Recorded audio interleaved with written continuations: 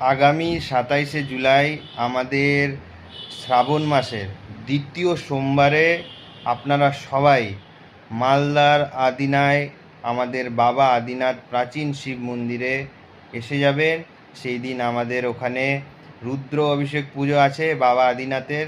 এবং আমাদের এই যে কর্মসূচি, হিন্দু সুরক্ষা সমিতির কর্মসূচি, প্রশাসনকে জানিয়ে করা হচ্ছে। কোনো বিভ্রান্তি যারা ছড়াচ্ছে তাদের কথায় কান দিবেন না।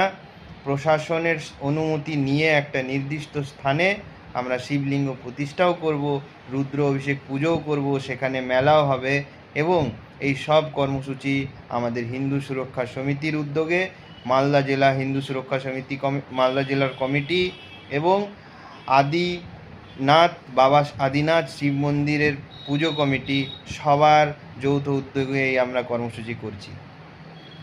কিছু কিছু মানুষ আছে যারা বিভ্রান্তি ছড়াচ্ছে, যারা হিন্দু সুরক্ষা সমিতিকে বদনাম করতে চায়। এটা আজকে না, এটা বহু দিন ধরে তারা চেষ্টা করছে, কিন্তু কেউ আমাদেরকে থামাতে পারেনি। হিন্দু সুরক্ষা সমিতি যেই কাজগুলো করেছে আজ পর্যন্ত কেউ তাদেরকে থামাতে পারেনি, আগেও থামাতে পারবে না। আমরা বাংলার সনাতনী বাঙালি হিন্দুদের জন্য বাঙালি হিন্দু হোমল্যান্ডের লড়াই করছি। এবং আমরা মিশন ডকুমেন্টে এই কথাটা বলেছিলাম কি আমরা বাবা আদিনাথের পুজো করব।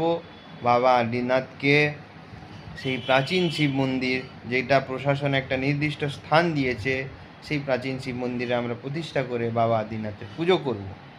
জয় শ্রীরাম।